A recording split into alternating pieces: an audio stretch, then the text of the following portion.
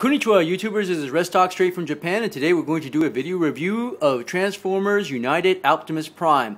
And we just actually show you the box. That's actually Optimus Prime over there. As always, I want to show you the nice little box. Here's Optimus Prime in all his glory. Transformers United. You got a cool looking Optimus versus Megatron on the front. UN-06, and actually it's a 6 in the series of Wave 1. And I just want to show you the box. It's kind of plain. I like this little live action feature with Classics Universe Prime and Classics Bumblebee in the back. You get the stats in the back. Cool looking pictures. Very plain looking box. And I just want to show you the G1 over here, or actually Universe Classics looking logo and Optimus Prime. So I'm going to set the box to the side over there. Alright, let's go ahead and look at the figure. And let me just show you first right off the bat. Let me show you it rolls. Alright, that's actually the best feature of this, I think. Well, actually no, the gun is kind of cool. It is kind of small. This is a deluxe class figure, so I don't know exactly who would use that. Probably a human or something like that.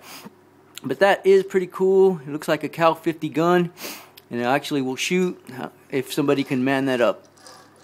So it rolls rather well, but hey, it's a truck. But it looks really disjointed and ugly, and even the paint doesn't match, and that's really, I don't know what to say about that. But man, this is a 4-year-old mold. You figure that Takara-Tomy could do something with it.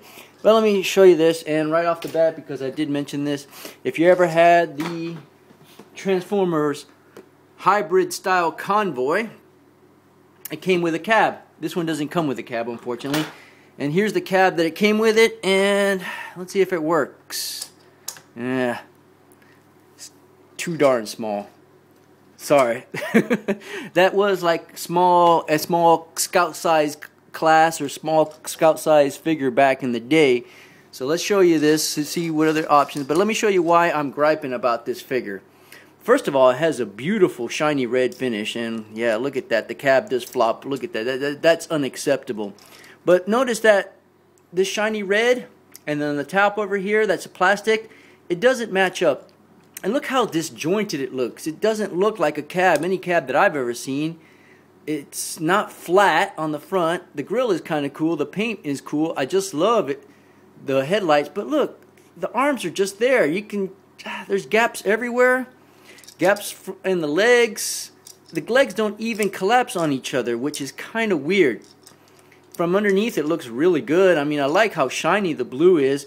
But also from the top you can see Optimus's head. That's, man, you figure they can improve on this 4-year-old mold.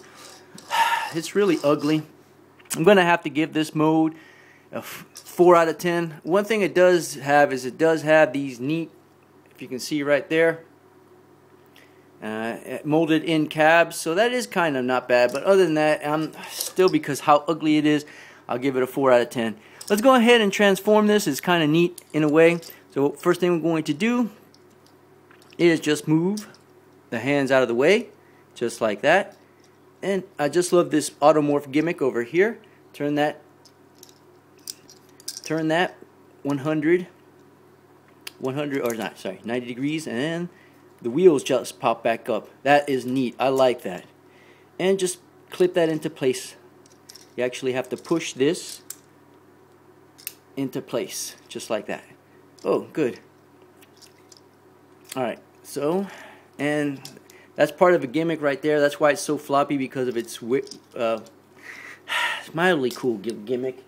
And like I said, the head, I usually use a little nail file or something to pop it out, because it doesn't automorph. So, there we go. Got the nail file out. Turn it around. Looking pretty good. Not bad so far. Oh, yeah, I forgot to turn this around. Whoops, and that does pop off. I'm going to tell you this right now. So if you don't do it correctly, it will pop off like I just did right there. Okay.